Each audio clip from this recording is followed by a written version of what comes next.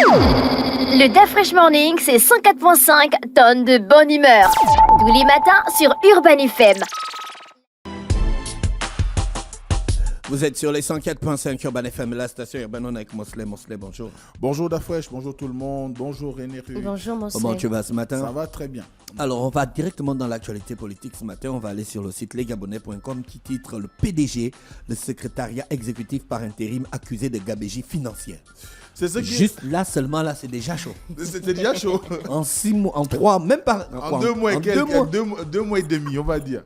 Les PDG auront-ils un problème avec la gestion normale des affaires? C'est ce qui pourrait transparaître dans ce titre qu'on lit si bien sur lesgabonais.com.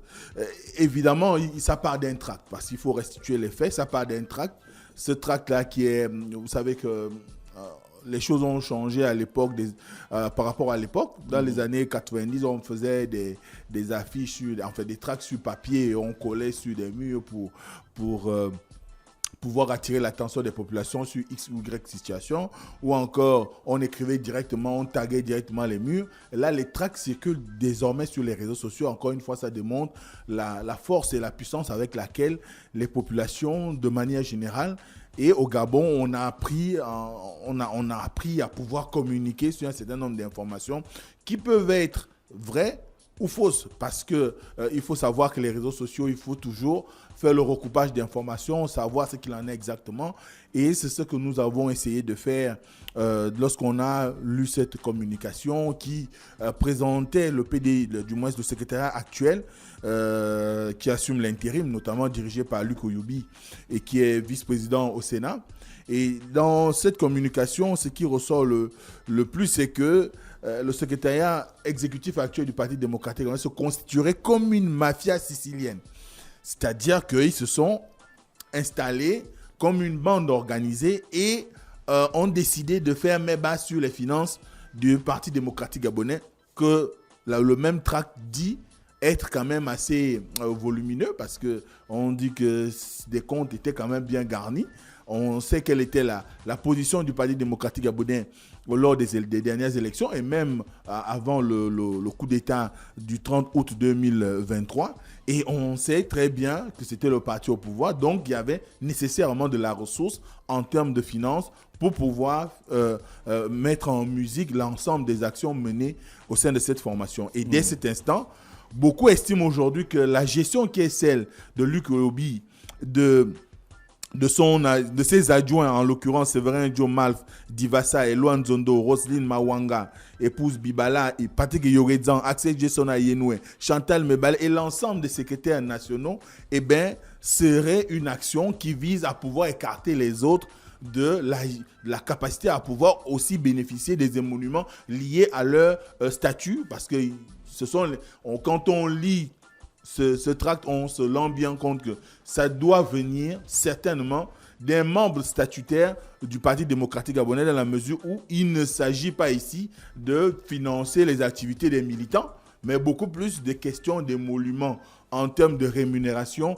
liées au poste que chacun occupe au sein du Parti démocratique gabonais. Donc, ce qui se passe, c'est qu'on dit que le secrétaire exécutif, donc les anciens, qui est composé en majorité des secrétaires généraux adjoints de Steve Diego, et qui, en complicité avec les secrétaires nationaux, a décidé de pouvoir s'accaparer les finances du parti. Mais ce qu'il faut savoir, c'est que je suis allé quand même poser des questions sur le sujet, et ce qui revient, c'est qu'en réalité, ce n'est pas le cas.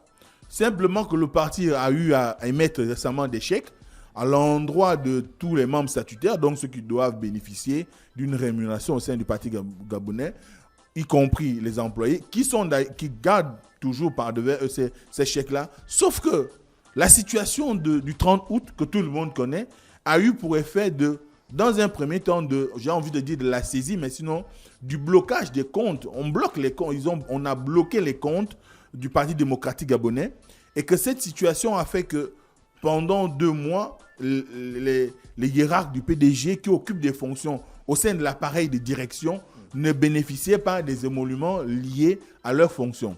Et dès cet instant, ils ne pouvaient pas en être autrement.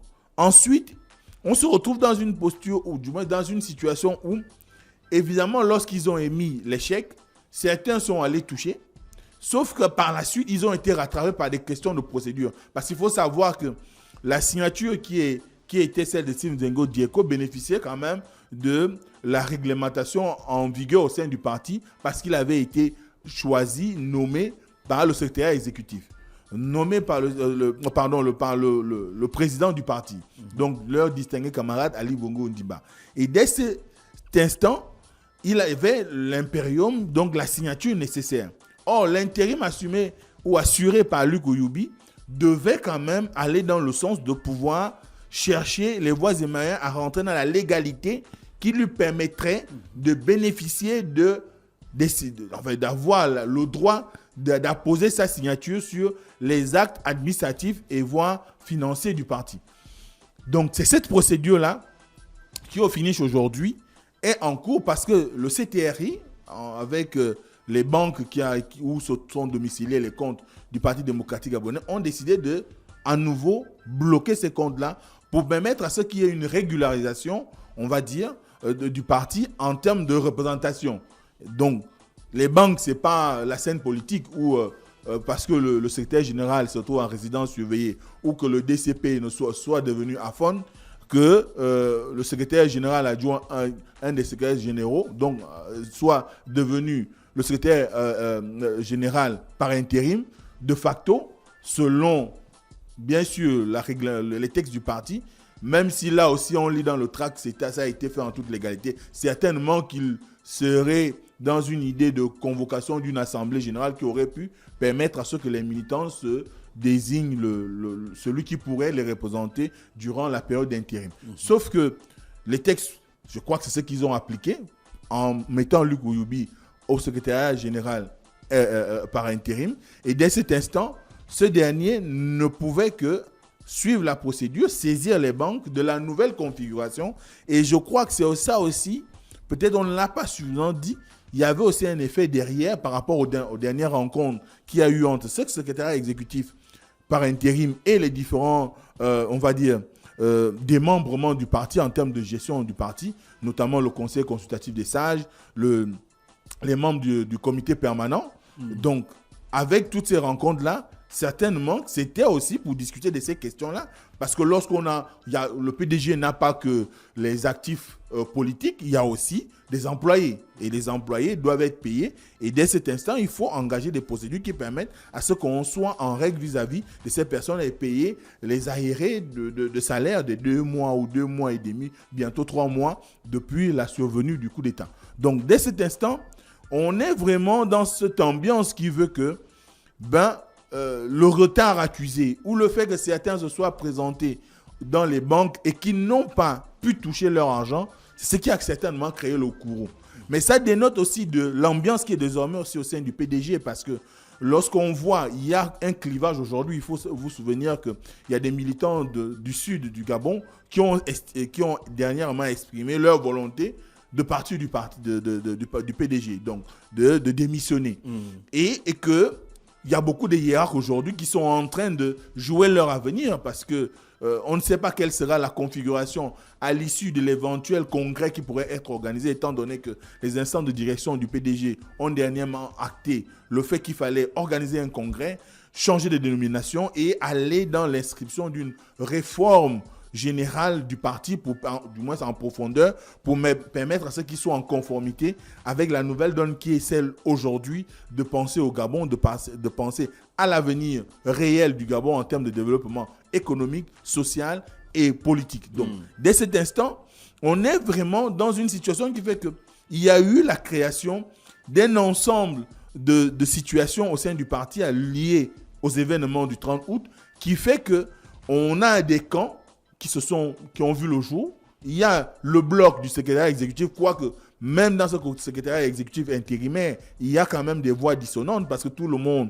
n'est pas nécessairement d'accord avec le leadership qui pourrait être celui de Luc Ouyoubi aujourd'hui. Mais n'empêche que la configuration actuelle donne la primeur à ces derniers et c'est lui qui est amené à gouverner le parti en attendant l'éventualité de l'organisation d'un congrès. Et surtout que nous sommes aussi devant une situation qui fait qu'il y a des idées qui vont dans le sens de on va dire l'exclusion de Steve Dieko, dont le secrétaire général qui est actuellement en situation de résidence surveillée et qui a des démêlés avec la justice et à qui on reproche un certain nombre de faits liés à la gestion de la dernière campagne présidentielle et même puisque c'était des élections générales, et que dès cet instant, derrière, ça pourrait être aussi une inspiration venant du camp qui le soutiendrait, parce que tout n'est pas nécessairement rose au sein du parti.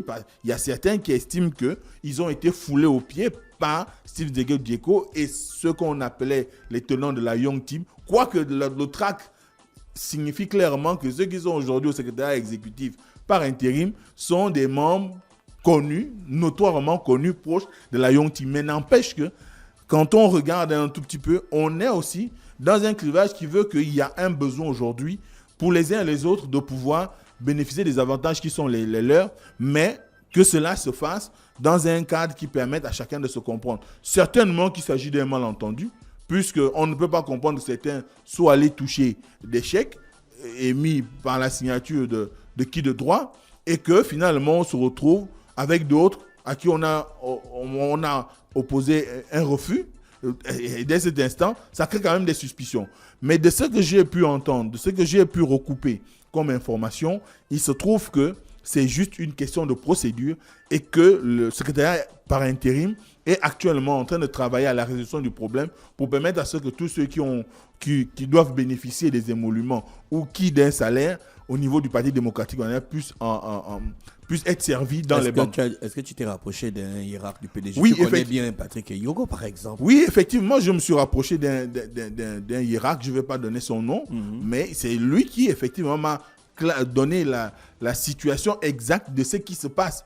Il n'y a aucune volonté manifeste de ce qu'il y aurait une volonté d'un groupe à pouvoir léser l'autre. L'objectif aujourd'hui, c'est de créer une synergie, une entente qui permettrait à ce que le Parti démocratique gabonais se relève de sa situation actuelle et participe pleinement à la vie politique nationale. Et cela passe par l'unité. Et l'unité qui doit exister, ne doit pas, du moins, on ne devrait pas chercher des solutions autres qui pourraient arriver à amener les uns les autres à tourner le dos au parti. On a besoin des forces de tout le monde et ce qui se passe aujourd'hui, c'est qu'ils travaillent à pouvoir régler le problème, qu'on comprendrait que quand tu n'as pas été reçu à la banque et que tu as les factures qui pèsent à la maison, ça chauffe. Donc, à un moment donné, c'est ce qui s'est passé. Voilà, j'avais une autre question parce qu'il y a un débat qui tourne sur les plateformes digitales en ce moment, c'est le débat de l'hymne national. Je ne sais pas si René Ruth qui s'est approprié même mémorial, parce que le livre s'appelle Le Mémorial. Voilà, regardez ça. C'est quoi le problème en fait? Est-ce que ce ne serait pas Georges Damas Adeka le vrai auteur? On aurait dit que ce serait un monsieur de Minzi sur les témoignages du père Paul Babesol qui lui a refuté cette partie. Et de l'ancien recteur de l'UOB Lazare qui ont refuté cette déclaration, qui n'ont jamais participé à une déclaration qui allait dans le sens de dire que c'était Évariste Etougué qui était l'auteur de l'hymne national.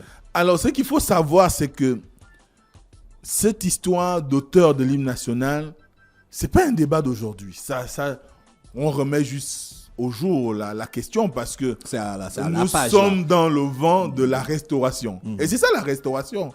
Quand vous voyez l'exécutif décider de restaurer la personne de Rose Francine Rogombe, donc ça donne des ailes à tout le monde qu'on peut arriver aussi dans le processus de restauration à faire dans le réformisme. Et ce réformisme inclut d'aller interroger un certain nombre de sujets qui étaient déjà, on va dire, entretenus dans le silence, mais qui, peut-être beaucoup, ne voulaient pas s'afficher publiquement pour en parler. Mais ce qui est sûr aujourd'hui, c'est que lorsqu'il s'est agi de l'accession du Gabon à l'indépendance, à partir de 1959, à la suite des élections de 1958, de la constitution de la première assemblée territoriale, il y a eu quand même un certain nombre de décisions qui avaient été entérinées, notamment le choix des armoiries, donc les sceaux et tout ce qui y ressemble, ce qu'on appelle nécessairement les symboles de la République, le drapeau, mais aussi l'hymne national. L'hymne national a même fait l'objet d'un concours. Un concours où il y avait Gabon ma patrie de Jean-Jacques Boucavel. Gabon chéri. Gabon chéri qui a été transformé en Gabon ma patrie. Gabon chéri de Jean-Jacques Boucavel. Puis, il y a eu la Concorde. La Concorde souffre d'un problème. C'est qu'on est là face à un texte suffisamment profond, bien articulé, organisé de telle sorte que il faut aller rechercher dans la symbolique des mots pour le comprendre. Et cela a commencé dès les années qui ont suivi l'indépendance à poser des interrogations sur qui en est réellement l'auteur. Parce que c'est vrai, on sait que Damas Aleka était déjà musicien à la base. Bon, c'est quelqu'un qui était engagé dans le monde artistique. D'ailleurs, son fils Damas Ozimo également est musicien et politicien. Donc, Damas Aleka a travaillé certainement pour certains. Il aurait travaillé avec d'autres personnes qui l'auraient aidé à écrire ce texte.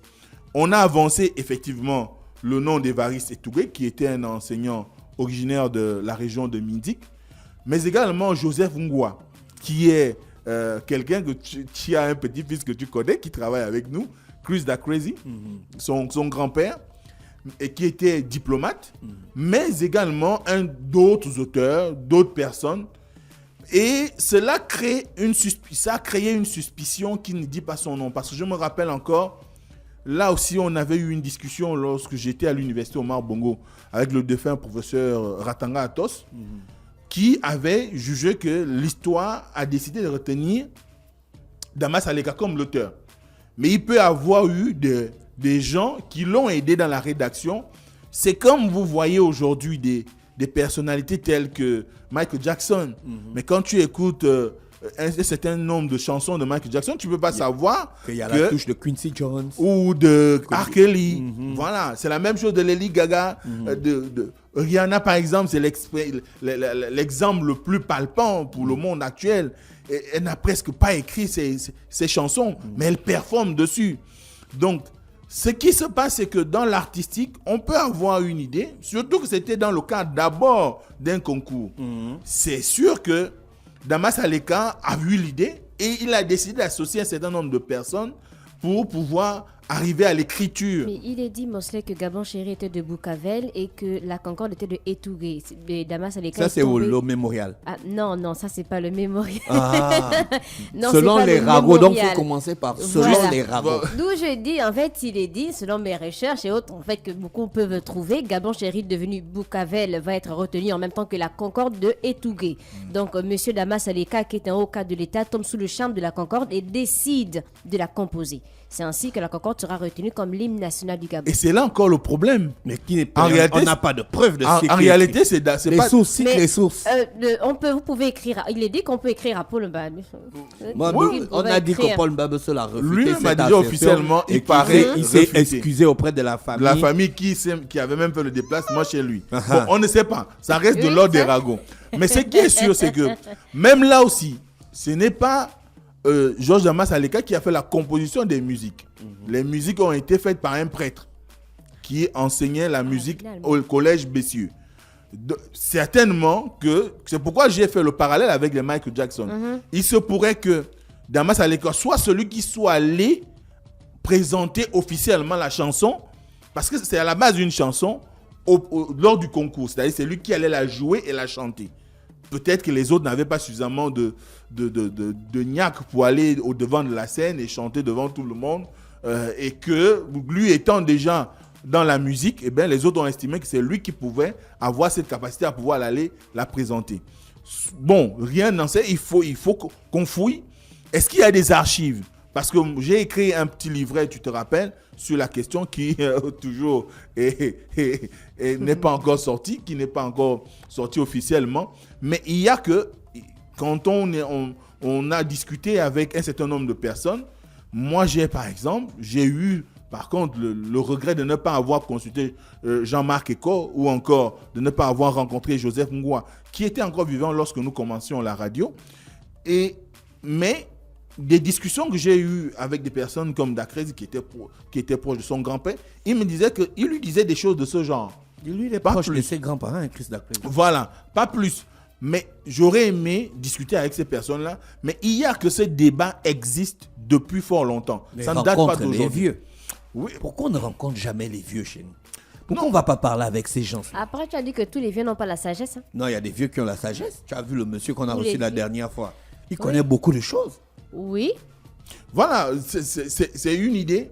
On pourrait encore Les vieux, aller ils aiment pas interviewer réellement Paul Mbabessel pour qu'il prenne la parole publiquement sur le sujet. Après, on peut aller aussi sur un certain nombre d'acteurs qui sont encore vivants. Vous avez Paul Malékou qui était quand même haut cadre à l'époque. Paul Malékou est encore vivant. Je crois, si je ne me trompe pas. Je ne pense pas qu'il soit décédé. Vous avez des gens d'une... C'est vrai qu'ils étaient encore jeunes, mais vous avez Maître Maïla. On pourrait peut-être aller les rencontrer puisqu'ils ont quand même géré l'État. Ils peuvent avoir Mais des c'est idées. des hommes d'État, si c'est des secrets, ils vont garder les secrets de l'État. Mais non, le problème, Ils doivent mourir avec les secrets de ce l'État. qui va s'imposer à eux, C'est ça un homme d'État? ce qui va s'imposer à eux, ce sera certainement, comme tu le dis, le secret d'État, mais également le fait que le révisionnisme n'est pas toujours bien vu. Même en Occident où vous avez par exemple, on rebaptise des rues parce que c'était un négrier, on change le nom de la rue. Parfois, Des c'est histoires qu'on ne veut donc pas parler, Voilà. comme le massacre de Tulsa. exactement. Donc tu vois, il y a autant de choses qui sont là. Il pourrait arriver que Damas Aleka n'ait été que la figure de proue. Il pourrait. Je suis au conditionnel. D'accord. La figure de Mais il faut proue rencontrer Paul Malékou. dans la qui serait allé au devant de la scène pour présenter la Concorde. Mais encore une fois, ce qui suscite ce débat, c'est surtout la profondeur du texte. Mais il faut savoir que les gens de l'époque étaient d'une extraordinaire intelligence et savaient manier le français plus que les jeunes de nos jours. Parce que quand vous voyez tous ces gars-là, ils avaient quoi, 19, 21, 30 ans, 35 ans maximum lorsqu'ils ont accédé à la tête du pays. Donc ça sous-entend qu'ils avaient quand même un certain bagage qui aurait pu leur permettre ensemble de créer quelque chose d'aussi mélodieux et aussi attractif et aussi poignant que la Concorde. Merci Mosley avec nous ce matin sur les 104.5 Urban FM, la station 22 mai. C'est jeudi, on se retrouve à 7h dans le Da Fresh Morning. Voici l'horoscope des auditeurs. Le Da Fresh Morning, c'est 104.5 tonnes de bonne humeur. Tous les matins sur Urban FM.